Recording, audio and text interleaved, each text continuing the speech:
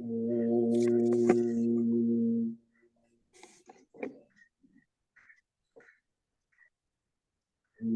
नमो भगवते वासुदेवाय। ओम नमो भगवते वासुदेवाय। ओम नमो भगवते वासुदेवाय। ओम नमो भगवते वासुदेवाय। ओम नमो भगवते वासुदेवाय। ओम नमो भगवते वासुदेवाय। ओम नमो भगवते वासुदेवाय। ओम नमो भगवते वासुदेवाय। ओम नमो भगवते वासुदेवाय। ओम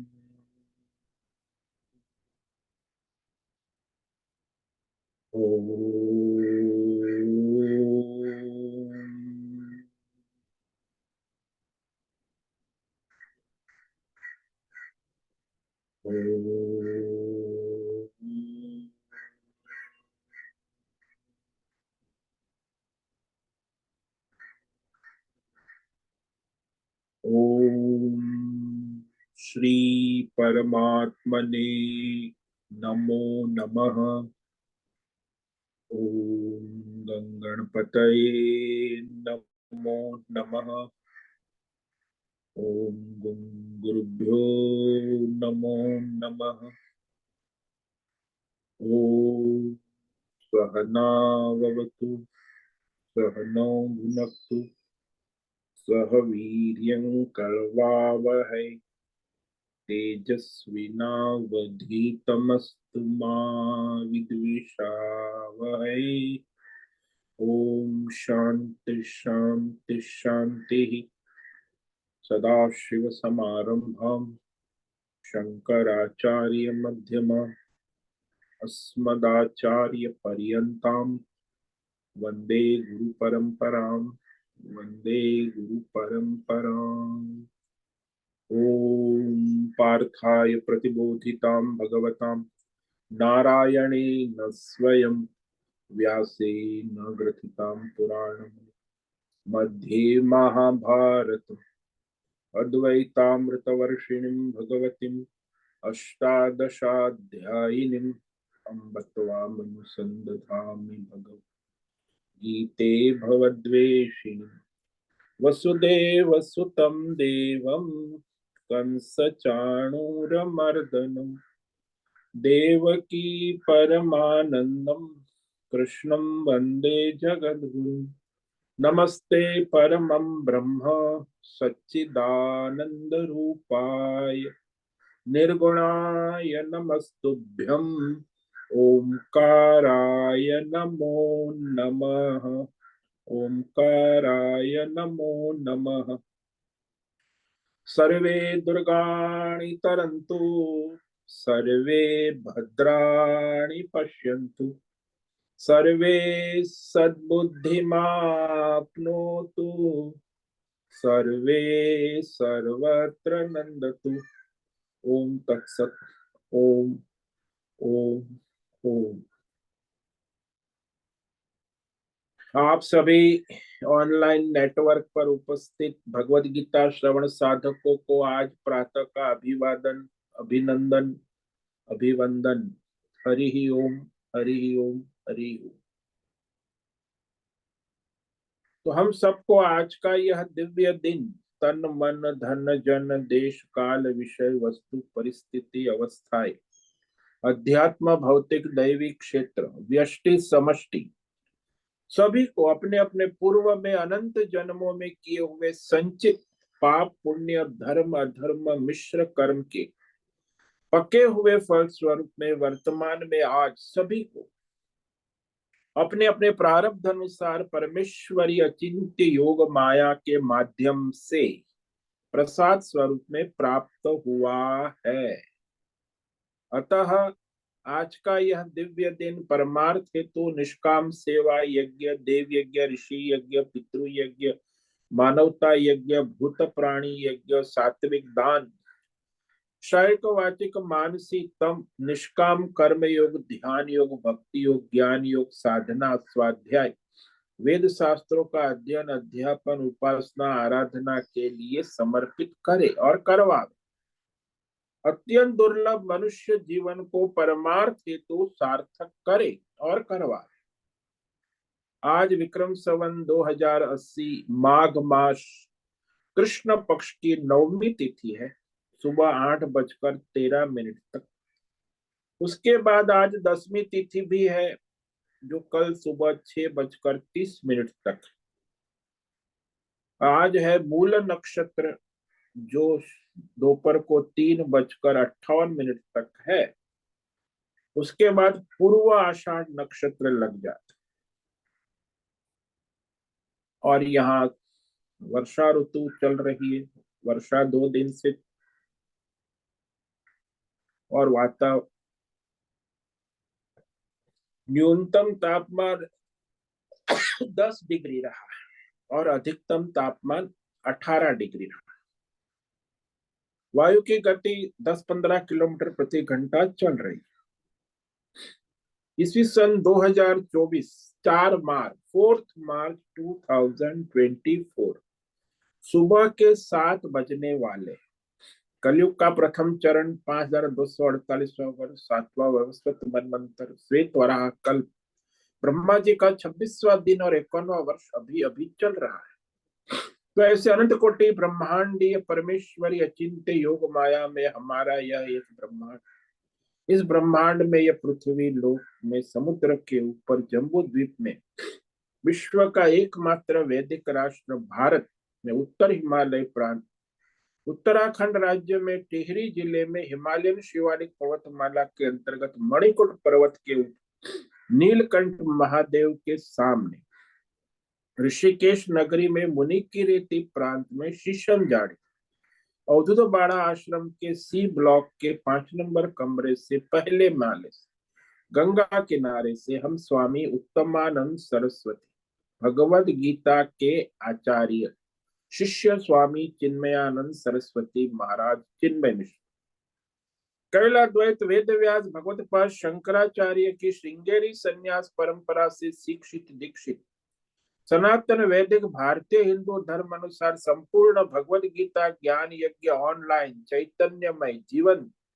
लाइव प्रसारण के अंतर्गत व्याख्यान माला में अध्याय 4 ज्ञान कर्म संन्यास योग के श्लोक नंबर 18 पर संस्कृत एवं हिंदी में व्याख्यान करेंगे। दिव्य पवित्र सरल व्यावहारिक सटीक पूर्ण वर्ण अक्षर पद वाक्य पंक्ति श्लोक अध्यायों की संगति संधि अन्वय शब्दार्थ वाक्यार्थ भावार्थ रहस्यार्थ के यथार्थ तात्पर्य सहित वैदिक शास्त्र वेदव्यास साहित्य शंकर भाष्य एवं परंपरागत सन्यासी आचार्यों की टीका टिप्पणी सहित आज का यह भगवद गीता व्याख्यान करेंगे। कृपया आप सभी श्रद्धा भक्ति ध्यान से परिपूर्ण होकर के यह दिव्य श्रवण साधना करें। इसमें से कुछ ग्रहण करें, कुछ धारण करें और कुछ अपने जीवन में चरितार्थ करें और उसमें निरंतरता लाए। अपनी अपनी आध्यात्मिक भौतिक दैवी अशांति द्वंद्व मोह विक्षेपों से रहित होकर के और धार्मिक और शास्त्रीय भ्रम भ्रांतियों से रहित होकर के अपने अपने शरीर इंद्रिय प्राण मन वचन कर्म से एक रूप एकाग्र होकर के शुद्ध सात्विक सूक्ष्म भगवत विवेक बुद्धि करें। वेद शास्त्र एवं आचार्य परंपरा अनुसार विवेक करे और करवावे और अत्यंत पुनः पुनः इस व्याख्यान का श्रवण करे, मनन करे, चिंतन करे, चर्चा विचारणा करे, लेखन करे, प्रचार प्रसार करे, लिंक भेजे, ग्रुप में शेयर करे। अपना और सबका परम कल्याण करे और करवा। ओम तत्सत। ओम। ओम। ओम। तो हमने श्रीमद् भगवद गीता अध्याय 4 ज्ञान कर्म संन्यास योग के श्लोक नंबर 17 पर व्याख्यान किया था, जिसमें भगवान ने कर्म का तत्व जानने योग्य है, वो भी शास्त्र के अनुसार, अपनी बुद्धि से नहीं, या ऋषि मुनि और कोई व्यक्ति की बुद्धि से नहीं, वेद शास्त्रोक्त कर्म जो है वो कर्म का तत्व जानना आवश्यक है, यानी जो धर्म कर्म है। और शास्त्रोक्त अधर्म कर्म है ये भी जानना आवश्यक, यानी विकर्म। और शास्त्रोक्त जो है धर्म अधर्म कुछ ना करना, खिचड़ी पकाना या चुपचाप रहना, अकर्म, निवृत्ति, पलायनवाद, न धर्म करना न अधर्म करना। तो पशुओं में धर्म अधर्म नहीं होता, तो पशुवत जीवन, निवृत्त, अकर्म। तो ये सारा जो संसार में देखा जाता है, ज्यादातर वेद शास्त्र ने जिस धर्म कर्म को, वर्णाश्रम धर्म, पंच महायज्ञ, 16 संस्कार विधि, जो कर्म मनुष्य को दिए हैं जन्म से, तो वो जिस देश काल परिस्थिति में करने के लिए कहा है, वह वैदिक धर्म कार्य उस देश काल परिस्थिति के अंदर धर्म हो जाता है, कर्म हो जाता है। और जिसका वेद शास्त्र ने निषेध किया है, निषिद्ध कर्म, कि ये ना करो, तो वो विकर्म हो जाता है, अधर्म हो जाता है। यानी वर्णाश्रम धर्म की मर्यादा का उल्लंघन ना करो, ब्राह्मण होकर क्षत्रिय का कार्य ना करो, क्षत्रिय होकर शूद्र का कार्य ना करो। तो इस तरह वो अधर्म है, तो कार्य तो अच्छा करता है लेकिन वो अधर्म। जैसे कोई ब्राह्मण है, आर्मी में है, तो फिर क्या करता है, तो वहां लेफ्ट राइट बंदूक चलाता है, तो उसके लिए वो अधर्म होगी। लेकिन ब्राह्मण है, आर्मी में है, कैंटोनमेंट में, मंदिर में पुजारी है, उसको पुजारी का सुबह शाम दोपहर पूजा पाठ करने का, तो आर्मी में है, फिर भी वो ब्राह्मण है, अपना स्वधर्म करता है, वो अधर्म नहीं है। वो दूसरा है जो ब्राह्मण होते हुए भी बंदूक चलाता है, लेकिन मंदिर में नहीं जाता है, पूजा पाठ नहीं करता, अपना नौकरी तो दोनों की, दोनों आर्मी के कर्म करने। लेकिन दोनों में फर्क, एक होता है कर्म और दूसरा हो गया विकर्म, यानी अधर्म। उसका स्वधर्म न करना वही अधर्म। हमारे सनातन धर्म में वो बुराई बुराई है, वो तो अधर्म है ही, लेकिन सबसे बड़ा तो अधर्म यही है कि अपना स्वधर्म ना करना और दूसरा करना, ये अधर्म है। तो वेद शास्त्र में जिसे निषेध किया गया है वो भी कर्म है। और जो हमें कर्तव्य प्राप्त हुआ है उसको नहीं करना, ये अकर्म है। यानी आजकल जो करते ना सरकारी कर्मचारी, उसे शिक्षक है, स्कूल में पढ़ाना है, तो स्कूल में जाता है कब, स्कूल का टाइम 9 से 5 का, वो जाता है 11 बजे, फिर क्या करता है, अखबार पढ़ता है, बच्चे को कहते हैं खेलो, उसका पीरियड है, विषय है, तो कुछ ना कुछ अपनी मनमानी करता है। अपना स्वधर्म नहीं करता, चुपचाप नहीं बैठ, अधर्म भी नहीं करता है, लेकिन वह निषिद्ध भी नहीं करता, यानी न धर्म करता है न अधर्म करता है, जो कर्तव्य प्राप्त हुआ है उसको नहीं करता है, वो अकर्म है। तो वेद शास्त्र धर्म का नाम कर्म है, वो भी जो स्वधर्म है। जो स्वधर्म नहीं करेगा तो परधर्म, वो अधर्म हो गया, निषिद्ध कर्म हो गया, वो विकर्म हो गया। और वेद शास्त्र को न करना यानी जो धर्म अधर्म दोनों ना करना और अपनी कामना वासना मनमानी करना, ये अकर्म है। तो तीनों कर्म के तत्व को समझना आवश्यक है, भली प्रकार इस कर्म तत्व के स्वरूप को जान लेना आवश्यक। इसीलिए भगवान ने यहाँ कहा गहना कर्मणो गति। वेद शास्त्र अनुसार कर्म विकर्म और अकर्म यानी धर्म अधर्म और चुपचाप बैठ, तो उसका निर्णय करना कठिन है, अगम्य विषय है। शास्त्र के द्वारा जाना जाता है कि धर्म क्या है अधर्म क्या है।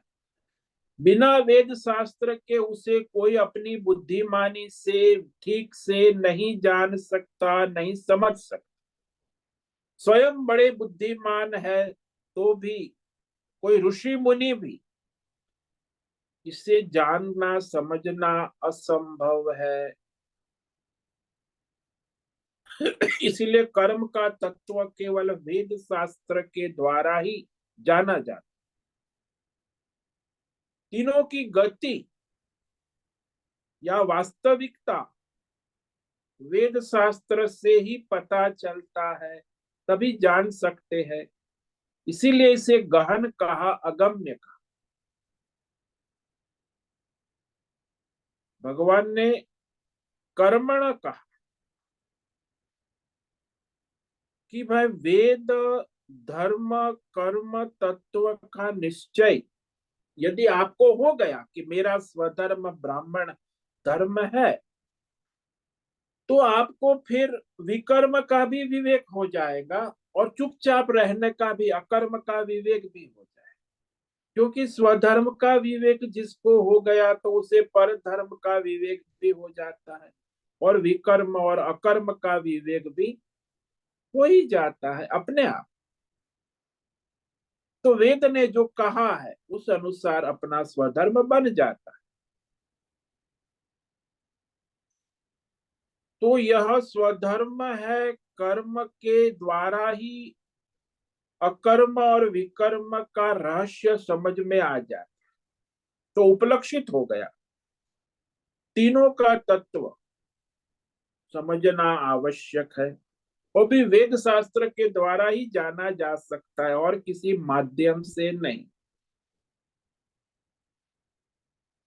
तो कर्मों का तो बहुत बड़ा व्यापार चलता है, बहुत विचारधाराएं, मत मतांतर। ईसा इस्लाम ने कर्म की क्या व्याख्या की है, बौद्ध ने कर्म की क्या व्याख्या, जैन ने कर्म की, इस तो बौद्ध जैन ईसाई इस्लाम सब अपने अपने कर्म की व्याख्या की है उन्होंने, लेकिन वो कोई प्रमाणित नहीं। यहाँ तो हमारे सनातन धर्म में वेद शास्त्र ही प्रमाण माना जाए, और ये लोग वेद शास्त्र को मानते ही नहीं, तो उनके कर्म का सिद्धांत कैसे माननीय हो सकता। आज संसार में सर्वत्र जो है खिचड़ी हो गई। बौद्ध कुछ कहते हैं, जैन बौद्ध और दूसरे आजकल नेता लोग है, सेलिब्रिटी, तो उनका जमाना है, वो लोग भी अपने कर्म का रहस्य बताते हैं। तो सभी अपना अपना, ये मोटिवेटर स्पीकर लोग भी कर्म का रहस्य बताते हैं। तो बड़े बड़े अंतरराष्ट्रीय प्रवक्ता लोग भी कर्म का रहस्य, कितना भ्रम दुनिया में फैला, इंटरनेट मोबाइल। तो कर्म के तत्व को जानना योग्य है, रहस्यमय है। वो जो अभी रहस्य है वो आगे भगवान बता रहे हैं। वास्तव में चुपचाप रहना क्या है, यानी अकर्म का तत्व क्या है और कर्म का तत्व। तो ये अब श्लोक नंबर 18 में भगवान कह रहे हैं, कर्म अकर्म और अकर्म में कर्म का रहस्य जानने का विवेक।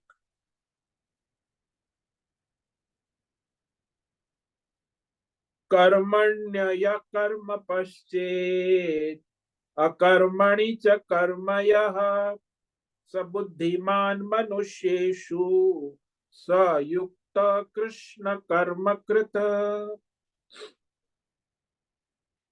कर्मणि अकर्म य पश्येत अकर्मणि च कर्म यः स बुद्धिमान मनुष्येषु स युक्त स कृष्ण कर्म कृत।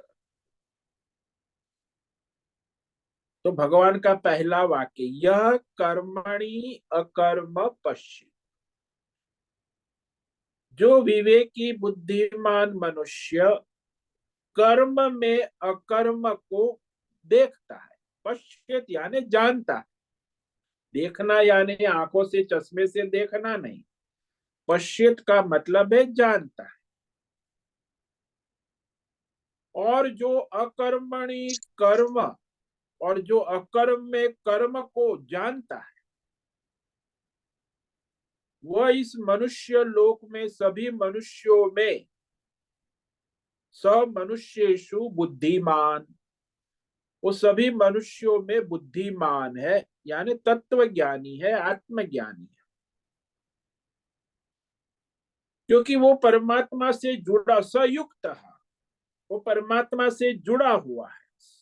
युक्त का मतलब परमात्मा से जुड़ा, एकत्व, आत्मज्ञानी। कृष्ण कर्म कृत, और वो समस्त कर्मों को करने वाला है,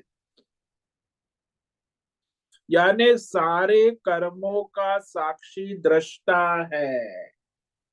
समस्त कर्म करने वाला मतलब संसार के सारे कर्मों को देखने वाला, कर्मों का साक्षी दृष्टा, कर्मकृत। जैसे राजा की तरह, राजा है, अपने राज्य के सारे कर्मों का साक्षी दृष्टा है। राजा कुछ करने नहीं जाता, वो तो उसके मंत्री, उसके सैन्य सेनापति और उसके सारी प्रजा काम करती। तो जो कर्म में अकर्म और अकर्म में कर्म देखता है, वो मनुष्यों में तत्व ज्ञान, बुद्धिमान का मतलब। और युक्त, युक्त ने परमात्मा साक्षी, परमात्मा से एक रूप है, और वह समस्त कर्मों का साक्षी दृष्टा है, यानी परमात्मा स्वरूप है। तो ये रहस्यमय है। कर्म में अकर्म दिख जाता है। जैसे दृष्टांत ले लो कि संसार में हम बहुत ऊंचे पर्वत पर, ऊपर चोटी पर है, और नीचे 8-10 किलोमीटर दूर कोई मनुष्य चल रहा है, लेकिन उस पर्वत की चोटाई से बहुत दूर से देखते हैं तो हमें लगता है कि वो चलता नहीं दिख, वो तो वही रुका है, चलता हुआ नहीं दिख, लेकिन वास्तव में वो चल रहा है। लेकिन इतनी दूरी से, हमारी दूरी ज्यादा है, उसके कारण वह चलता हुआ नहीं दिखता है। दूसरी तरफ देख, कि हम ट्रेन में बैठे हैं, जा रहे हैं, तो हमें रास्ते में पेड़, मकान, दुकान आदि जो दिखते हैं, चलते दिखते, पेड़ चल रहा है, मकान चल रहे हैं, दुकान चल रही है, पर्वत चल रहे हैं, सब चलते हुए दिख, हालांकि हमारी ट्रेन चल रही है। तो इस तरह मनुष्य दूर में चल रहा है पर नहीं चल। वृक्ष चल रहे हैं लेकिन नहीं चल रहे। पर्वत, पेड़, मकान आदि नहीं चल रहे, फिर भी चलते हुए ट्रेन में दिखते हैं। इसीलिए व्यवहार करते हुए केवल ऊपर ऊपर से देखने मात्र से कर्म हो रहा है यह हम कभी नहीं कह सकते। मैंने अपनी आंखों से देखा पेड़ चल रहा है, मैं ट्रेन में बैठा था, तो वो कर्म कर रहे हैं, ये हम नहीं कह सकते। है, आपने आंखों देखा, हाँ, बात सही है, ऊपर से देखा, अपनी आंखों देखा। आज तक ये पत्रकार लोग बहुत कुछ देखते हैं, बोलते हैं, बकवास करते हैं, आंखों देखा हाल सुनाते हैं, दिखाते हैं वीडियो में। अरे वीडियो में दिखाने से भी कुछ नहीं, ऊपर से देखने मात्र से कर्म का रहस्य समझ में नहीं आता। वीडियो देखने से भी कर्म का रहस्य समझ, कर्म हो रहा है वो तो दिखेगा, कर्म हो रहा है ये नहीं कह सकते। तो वहां कर्म नहीं हो रहा है, वहां अकर्म है, यह भी नहीं कह सकते। कि चुपचाप हाथ पैर इंद्रिय मन बुद्धि को रोक कर और बैठा है, तो उसकी ओर रोकने का कर्म दिख नहीं रहा, पर वो कितना जोर लगाकर अपने को रोके हुए है, कुछ नहीं कर रहा, चुपचाप बैठ। जैसे टीचर स्कूल में आते क्लास में सभी बच्चों को चुपचाप अपनी उंगली नाक पे रखकर मुंह पे रख पे बैठ जाओ। वो बेचारा कितना मेहनत कर रहा है विद्यार्थी, कुछ नहीं कर रहा है, बस चुपचाप उंगली रखकर बैठना है। अरे बाबा, तो बच्चे हैं भाई, एक मिनट भी यहाँ वहां नहीं। अब वो चुपचाप बैठा है, रोक कर बैठा, कितना प्रयत्न कर रहा है। सभी बच्चे क्लास में बैठे कर्म नहीं कर रहे, चुपचाप दिख रहे, लेकिन वास्तव में कोई चुपचाप नहीं, कितना जोर लगाकर अपने को चुपचाप रख रहे हैं। तो इस प्रकार वह निवृत्ति जो है वास्तव में निवृत्ति नहीं है। वो स्वयं जानता है भीतर से कि मैं कितना प्रयत्न करके अपने को रोक के रखा हूं, चुपचाप बैठा हूं। हालांकि बाहर से कर्म करते हुए नहीं दिखते हैं, फिर भी अपने को रोकने का जो परिश्रम है वो भीतर से कर रहे हैं। तो संसार में हम देखते मनुष्य जो है ना, जो दो प्रकार के मनुष्य लोग होते हैं, ये बड़ा समझने लायक तत्व है कि दो प्रकार के मनुष्य कौन से होते हैं। आप में भी, आप भी उसमें से एक होंगे कि कुछ लोगों को गुस्सा आता है तो सामने मुंह पर ही कह देते हैं, हाथ हिला लेते हैं, लकड़ी चला लेते हैं, आसपास सामान को फेंक देते हैं, उल्टा सीधा पैर पटक लेते हैं, तो गुस्सा दिखाते हैं, बड़े गुस्सैल है, ये तो मेरा बेटा बड़ा गुस्से वाला है। बहुत लोग देखते, बहुत से लोग होते हैं, तो वो बाहर से अपना गुस्सा दिखा देते।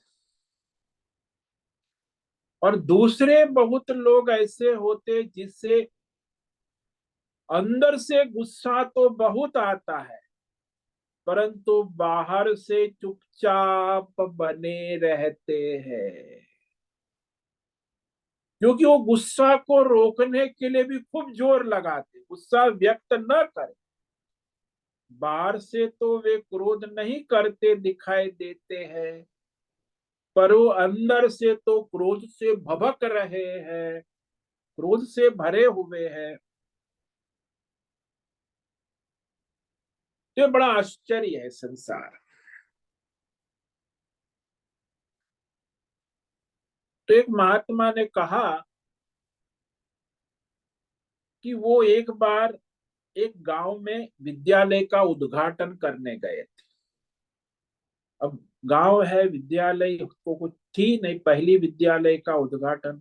तो महात्मा जी, और वो गांव जो था वो डाकू और लुटेरों का गढ़। अब कार्यक्रम में महात्मा जी आ गए, सारे अपने लुटेरे डकैत अपनी बंदूक दो नाली लेकर उद्घाटन में आ गए। जलपान किया, बहुत से लोग फिर वहां स्वामी जी के पास बैठे। तो सारे जवान बूढ़े सब लुटेरे डकैत, क्योंकि डकैत का गांव है, तो सबके पास बंदूक थी। स्वामी जी ने कहा अब तुम्हारे यहाँ तो स्कूल खुल गई, अब तुम्हारे बच्चे जो है हाथ में कलम लेंगे, बंदूक नहीं लेंगे, कागज कलम का अभ्यास करेंगे, पढ़ेंगे लिखेंगे आगे बढ़ेंगे।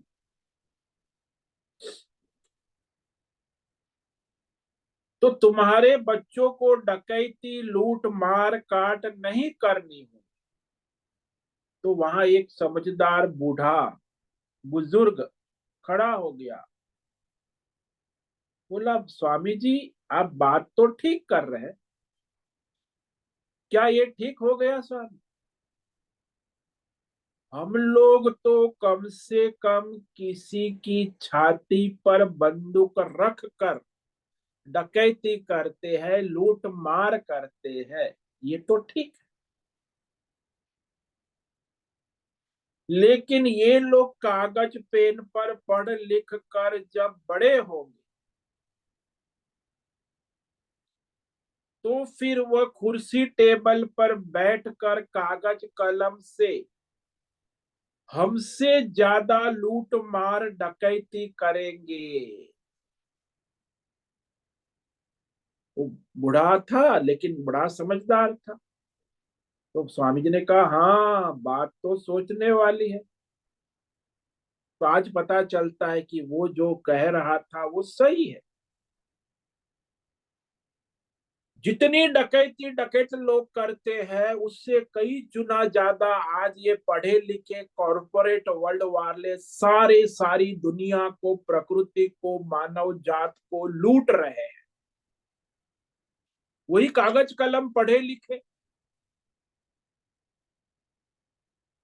उतनी डकैती कोई बंदूक वाला नहीं करता है। तो आज देखो एक सामने बंदूक से डाका डालता हुआ दिखता है और दूसरा डाका डालता हुआ भी किसी को नहीं दिखता, दिन दहाड़े सामने आपको लूट रहा है, आपकी जेब खाली कर रहा है। 5 रुपये के बिस्कुट आपको 10 रुपये में दे रहा है, 2 रुपये की दवाई आपको 200 रुपये में दे रहा है। ये लुटेरे नहीं तो और क्या है? दिखते नहीं। पढ़े लिखे, आजकल तो जो पढ़ा लिखा वर्ग है 90% लुटेरा। कोई मानवता दया धर्म कर्म नाम की कोई चीज। तो समाज को लूट रहे हैं। दिखता नहीं, आज किसी को सामने आमने सामने दिखता ही नहीं। कोई कानूनी कार्यवाही आप नहीं कर सकते उन पर, कानूनी कोई आपके पास कोई प्रमाण भी नहीं है कि ये लोग लुटे रहे लूट रहे हैं। बस ये लोग देश का भला कर रहे, प्रजा का हित कर रहे, यही उनको सरकार पुरस्कार देती। तो ये बड़ा आश्चर्य है। तो यहाँ कोई भी करता कुछ भी करता है तो भी वह कर्ता स्वतंत्र होकर जो प्रवृत्ति या निवृत्ति करता है वह कर्म ही है। तो सारा का सारा क्रिया कर्म प्रवृत्ति निवृत्ति जो लौकिक वैदिक व्यवहार करता है तो अपने को स्वतंत्र मानता है। आजकल तो स्वतंत्रता का युग है ना। तो वो कर्ता को स्वतंत्र मान करके ही है कि सब करता है, सब स्वतंत्र है। कल ही हमने पढ़ा था रिपोर्ट, सुप्रीम कोर्ट ने कहा कि मनुष्य की स्वतंत्रता सर्वोपरि है। भारतीय नागरिक संविधान ने सबको स्वतंत्रता दी है। कर्ता को स्वतंत्र मानना ही आवश्यक। कुछ भी करता है लेकिन स्वतंत्र है। तो अज्ञान से, माया से 24 तत्व प्रकृति में जो हो रहा है उसमें वह कर्ता बन जाता है, अहंकर्ता बुद्धि। और वो फिर वो 24 तत्व में कुछ भी करता है। अहंकर्ता बुद्धि को अहंकार कहते, अहम भाव। ये वृत्ति है, सबसे सूक्ष्म वृत्ति है। अहंकर्ता, मैंने किया, मैं करता था, मैं करूंगा। अहंकर्ता ये वृत्ति है, ये इसी को अहंकार कहते। तो अहंकार बुद्धि बनी रहेगी, क्योंकि प्रकृति 24 तत्वों से चलती है, उसी में कर्म होता है। 24 तत्व का सारा क्रिया करेगा ही। 5 ज्ञानेन्द्रिय, 5 कर्मेंद्रिय, पंच महाभूत, मन बुद्धि चित्त अहंकार, 24 तत्व की क्रिया होगी। वो क्या क्रिया होगी या ना होगी, 24 तत्व में ही होगी। प्रवृत्ति भी 24 तत्व में होगी, निवृत्ति भी 24 तत्व में ही होगी। तो इस दोनों के अंदर मैं रोकने वाला या मैं चलाने वाला, मैं प्रवृत्ति करने वाला या मैं प्रवृत्ति न करने वाला, दोनों निश्चय रहेंगे, दोनों वृत्ति अब मैं कुछ नहीं करता, मैंने 60 साल सरकार आर्मी में था, अब आर्मी रिटायर्ड ऑफिसर हूं, अब मैं कुछ नहीं करता, तो है तो प्रकृति। तो पहले मैं करने वाला था, अब मैं कुछ नहीं करने वाला, निश्चय रहेगा। इसलिए भगवान यहाँ बता रहे हैं कि जो ये सब संसार के क्रियाकलाप, प्रवृत्ति और निवृत्ति हो रहा है, वो माया से 24 तत्वों में अज्ञान भूमि में हो रहा है। अज्ञान में हो रहा है। वो होता है 24 तत्वों का संसार, प्रकृति। ये सब होते हुए भी उसका जो मूल आधार, उसको प्रकाशित करने वाला, चलाने वाला मूल अधिष्ठान परमात्मा अकर्मा है, यानी साक्षी है। वो न करता है न भोगता है। तो जो हमारा आत्मा है, परमात्मा है, जो साक्षी दृष्टा है, जो सबको शक्ति प्रदान करता है, सबका प्रकाशक है, उसको जानना, यह जानना कि आत्मा साक्षी अकर्ता है और सबको प्रकाशित करता है, सबको संचालन करता है। इसी जानने को कर्म में अकर्म दर्शन कहा है। तो ये आवश्यक है विवेक करना कि ये जो प्रकृति है, माया है, 24 तत्व है, वो शरीर है, स्थूल है, सूक्ष्म है, उसके करने से मैं कुछ नहीं करता हूं। उसका प्रकाशक, उसका साक्षी, उसका अधिष्ठान वैसा का वैसा रहता है।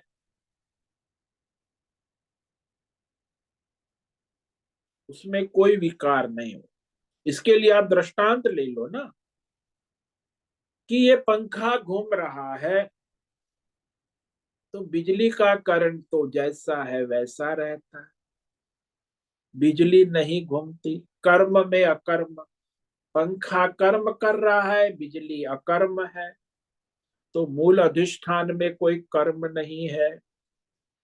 इंजन दौड़ रहा है लेकिन बिजली दौड़ नहीं रही।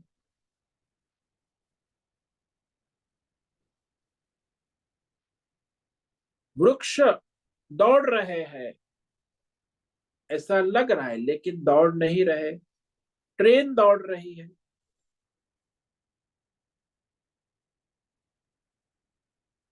चंद्रमा दौड़ता हुआ दिखता है लेकिन चंद्रमा नहीं दौड़ रहा है, बादल दौड़ रहे हैं, बादल चल रहे हैं।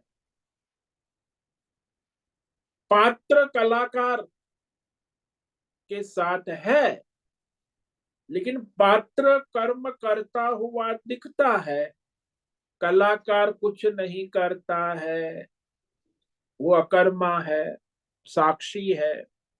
और पात्र अपनी उपाधि से सुखी दुखी होता है। इसीलिए कर्म कर ही रहा है, हाथ पैर तो नहीं हिल रहे लेकिन वह कर्म कर रहा है।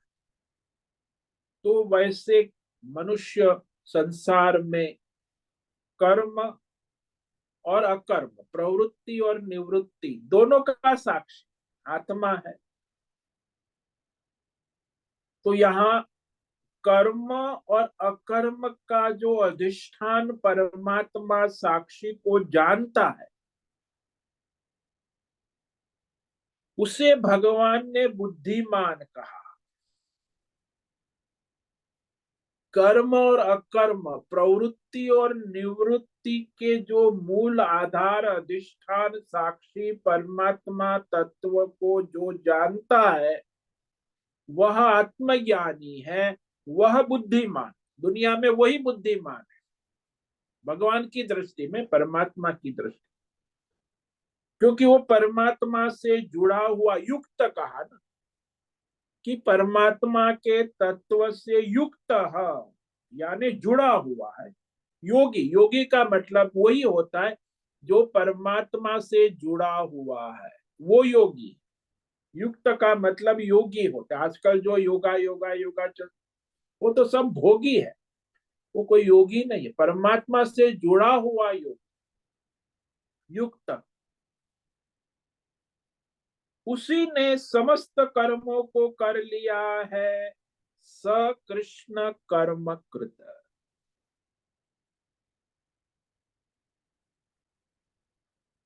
तो वो अधिष्ठान रूप से, साक्षी रूप से, एक रूप होने से सभी कर्म उसमें हो रहे हैं, कल्पित। तो इसकी महिमा है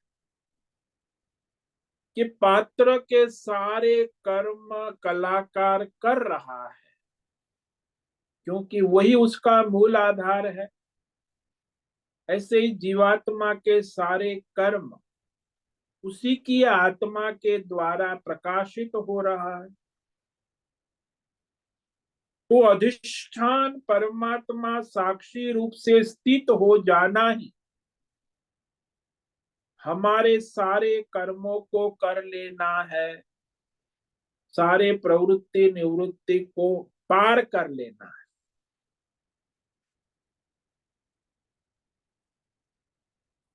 तो संसार में भी देखा जाता है ना कि किसी सफाई काम को हमने सफलता से कर लिया, कि भाई कमरा साफ कर लिया, हाँ हो गया, वो सफाई कर्मचारी है। लेकिन बहुत कोने छूट गए हैं, बहुत से अंग छूट गए, बिना किए हुए सफाई रह जाते, फिर भी काम पूरा हो गया ऐसा कहते, अर्थात सफल हो गया, सफलता हो गई, काम पूरा हो गया मतलब सफल हो गया। अभी कोई दुनिया में सफल नहीं है, काम कभी कोई, कुछ तो अंग छूट ही जाते। तो तुम यही मानते हो कि कर्म संपन्न हो गया, सफाई हो गई, लेकिन बहुत कुछ छूट गया है, संपन्न नहीं हो। जब हम ब्रह्मचारी थे, पढ़ते थे, तो गुरुजी हमारे चिन्मयानंद जी थे, उन्होंने कहा कि तुम हॉल की सफाई करो सभी ब्रह्मचारी। तो हम सभी ब्रह्मचारियों ने बड़े प्रेम से पूरा हॉल सारा सफाई कर दिया। फिर वो देखने आए कि कर दिया आपने, बहुत बढ़िया सफाई।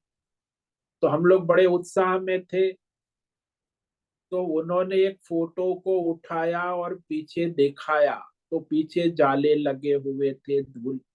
क्या आपने सफाई कर ली? बस उन्होंने इतना ही कहा। तो इतने अंग छू, इतने फोटो के पीछे तो किसी ने हाथ डाला ही नहीं कि इस फोटो के पीछे कितने जाले, कितनी धूल लगी हुई है। तो कोई ना कोई अंग तो छूट ही जाता है। सारे अंग संपन्न हो नहीं सकते।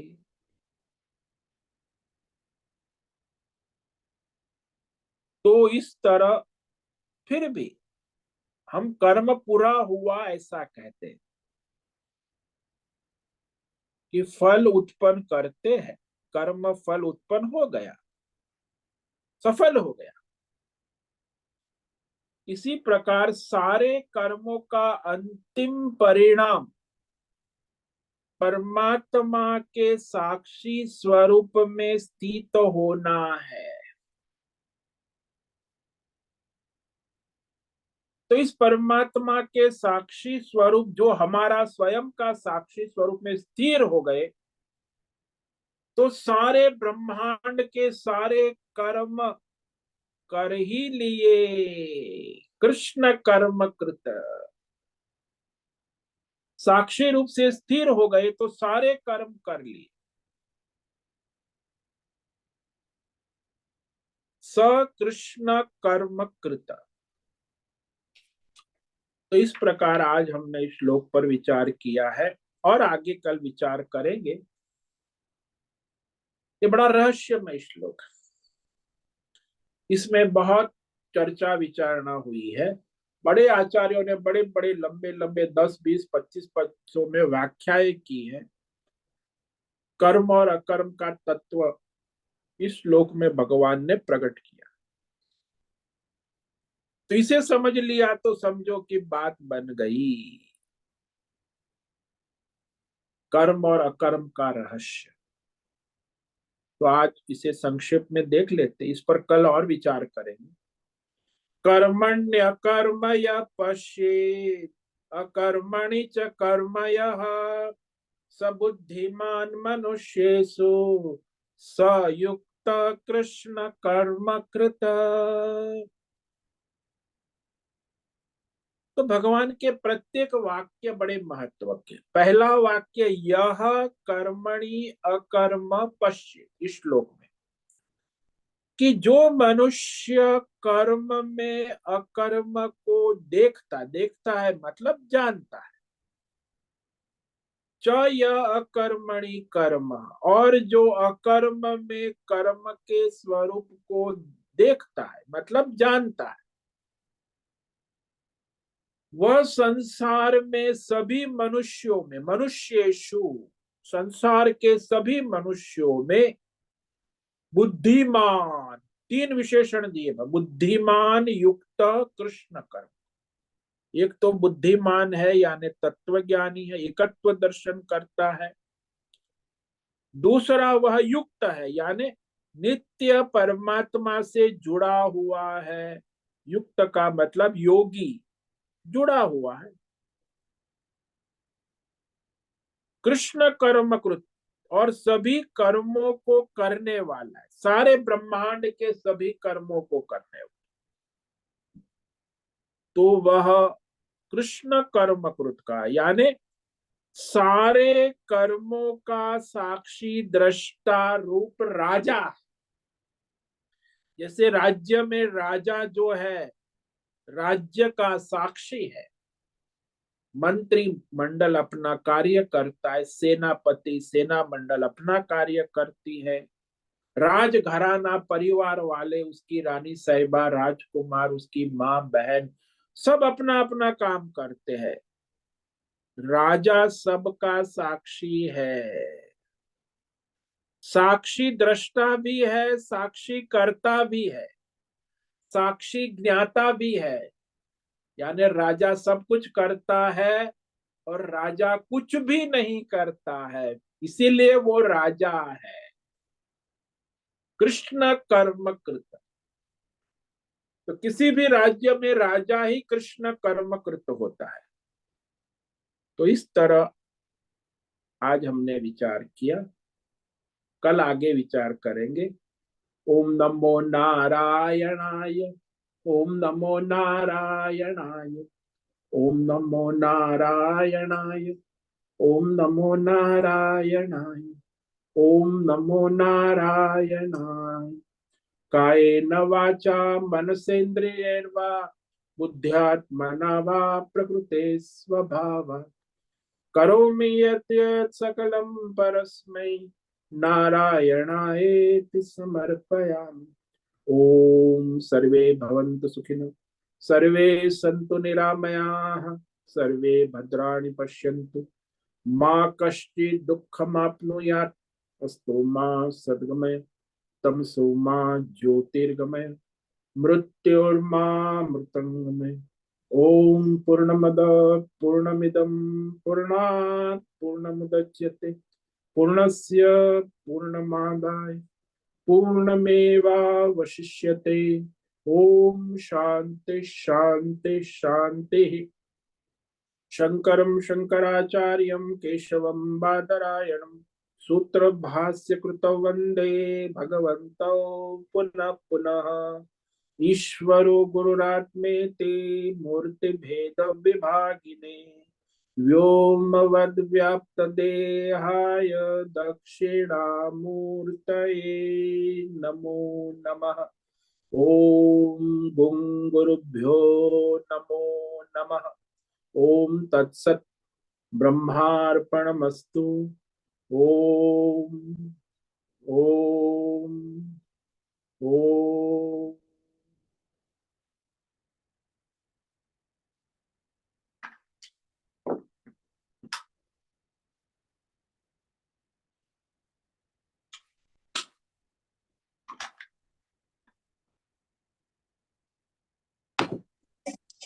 हरिओम हरिओम हरिओम। स्वामी जी, हरिओम। बोलो बद्रेश। स्वामी जी, अकर्म तो पलायनवाद है। वो तो आज पिछले श्लोक में कहा। हाँ, तो फिर वो कर्म अकर्म कैसे हो सकता है? प्रवृत्ति और निवृत्ति दोनों का जो है ना, तो वहां वो साक्षी रूप में यहाँ कह रहे हैं कि वो साक्षी जो है, तो प्रवृत्ति निवृत्ति दोनों का साक्षी है। साक्षी दोनों में है, कर्म में अकर्म, अकर्म में कर्म। जैसे पात्र में कलाकार, कलाकार में पात्र। तो यहाँ पात्र में, हाँ, कर्म विकर्म और अकर्म, तो विकर्म भी तो अकर्म हुआ ना। विकर्म यानी शास्त्र में निषिद्ध किया हुआ कर्म, जिसको अधर्म कहते।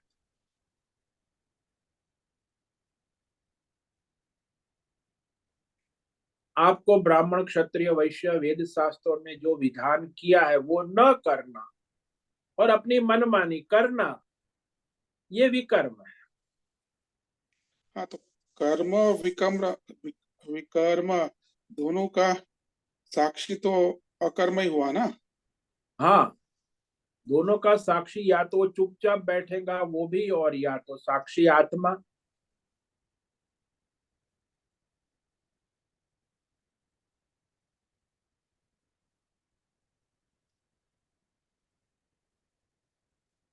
तो अकर्म जो है उसका स्थान जो है ना,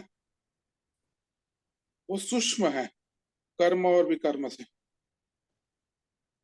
कर्म और विकर्म से दोनों का साक्षी है ना, वो अकर्म है। तो साक्षी है तो सूक्ष्म होगा ना। हाँ, वो उस तो है ही। वो उस स्तर पे है ही नहीं, उसका स्तर जो है गहरा है, सूक्ष्म हाँ, हो गया है।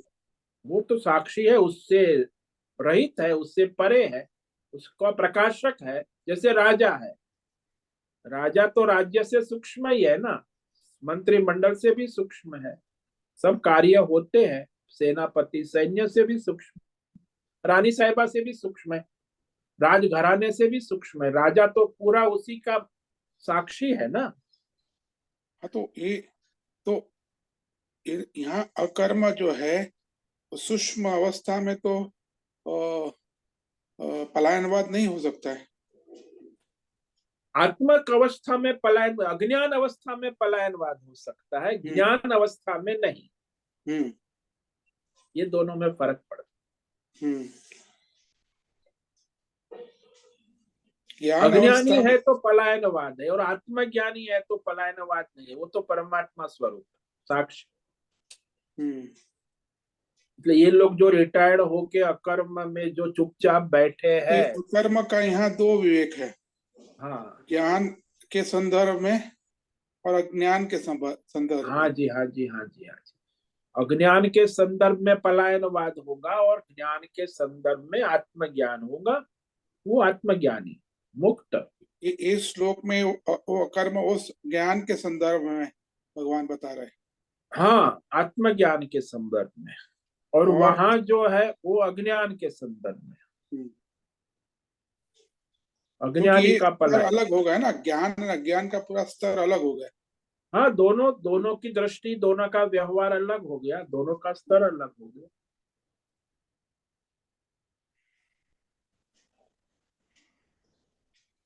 इसलिए उसकी निवृत्ति जो है वो पलायनवाद है, अज्ञानी की।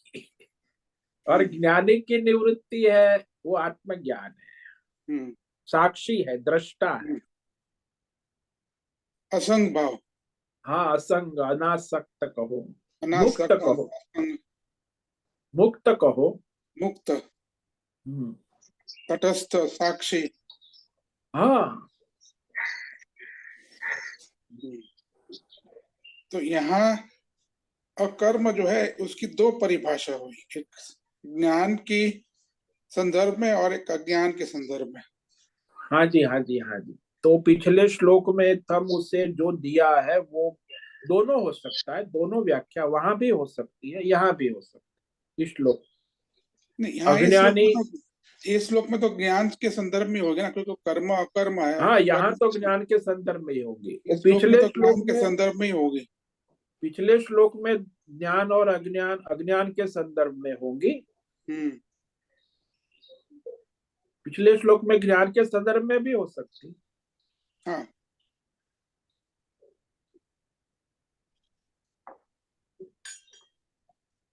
तो तो अकर्म ये का दोनों, विवेक, हाँ, अकर्म हाँ, का विवेक जो है ज्ञान के संदर्भ में और अज्ञान के संदर्भ में हाँ, जो है, करना आवश्यक है। इसके पहले श्लोक में, वहाँ इस श्लोक में तो ज्ञान के संदर्भ में ही अकर्म जो है उसका। हाँ, इसमें तो आत्मज्ञानी का ही संदर्भ है ना, कर्म हम्म, तत्व को जानना। वो तो मुक्त है, आत्मज्ञानी है।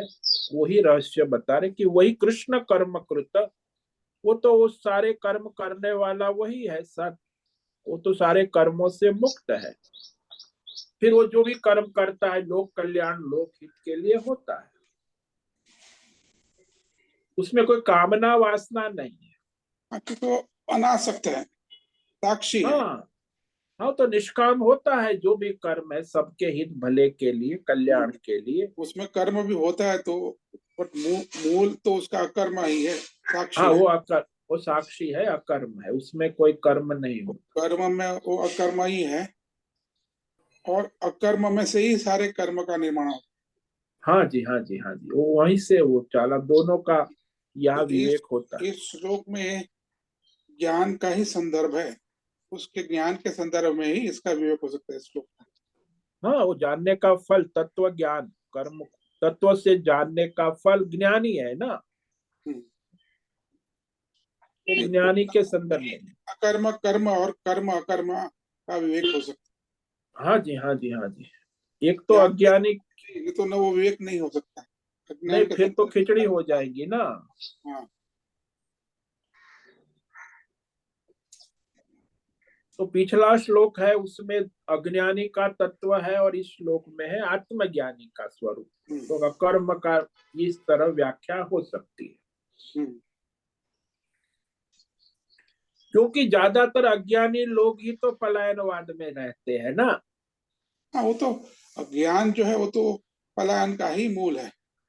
हाँ, तो वो लोग सब अपने आजकल जो लोग सन्यासी है साधु संत बन के बैठे उसमें भी ज्यादातर अज्ञानी है। उसको कोई शास्त्र का पढ़े नहीं, कुछ नहीं, बस कपड़े पहन लिए। ऋषिकेश हरिद्वार में हाँ, लाखों सन्यासी। वो तो स्थूल अवस्था हुई ना, उसका कोई सूक्ष्म अवस्था है ही नहीं। नहीं नहीं नहीं नहीं, कोई और विवेक है ही स्थूल नहीं। अवस्था जो है उसको आधार नहीं बनाया जा सकता ना, स्थूल अवस्था को तो आधार नहीं बना सकता है। नहीं नहीं सूक्ष्म नहीं, अवस्था वहां जो ज्ञान है उसको ही आधार बना सकता है। हाँ, तो वो आत्मज्ञानी आधार है ना। मूल की आत्मज्ञान में साक्षी भाव में स्थिति है कि नहीं। जब स्थूल अवस्था और सूक्ष्म अवस्था में मिलावट हो जाती है तभी तो प्रपंच हो गया ना। हाँ, वो तो प्रपंच माया खेल, फिर यही तो है ना अज्ञान। ढोंग प्रपंच हो गया ना, स्थूल एंड सूक्ष्म का जब मिलावट हो गई तो वो प्रपंच हो गया, ढोंग हो गया। नहीं, वो स्थूल और सूक्ष्म जो हम शरीर कहते हैं वो नहीं, यहाँ बहुत ही सूक्ष्म आत्मा जो आत्मा, सबसे हाँ। सूक्ष्म है, वो सूक्ष्म तत्व की हाँ, बात है, वो उसका विवेक। ये ये जो है, सूक्ष्म शरीर का विवेक नहीं, नहीं नहीं, सूक्ष्म शरीर का विवेक नहीं है, पूरा आत्मा का विवेक। सबसे सूक्ष्म आत्मा है हाँ उसकी हाँ। बात। तो स्थूल और परम सूक्ष्म जो है उसका हाँ उसमें मिलावट नहीं होनी चाहिए। हाँ जी, वो जो है वो वही। मिलावट, हाँ, मिलावट हो जाती है तब ये सब पर फिर पलायनवाद शुरू हो जाता है। ढोंग प्रपंच सब चालू हो जाता है। हाँ जी, वो मिलावट को ही माया कहते, अज्ञान कहते, उस मिलावट को ही अज्ञान कहते।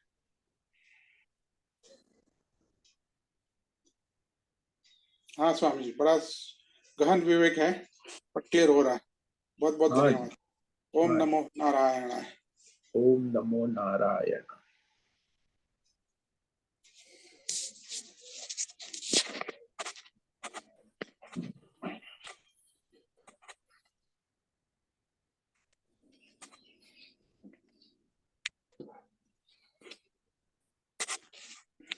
ठीक है, आज का समय पूरा हो रहा है। सभी साधकों को आपका ओम नमो नारायणाय।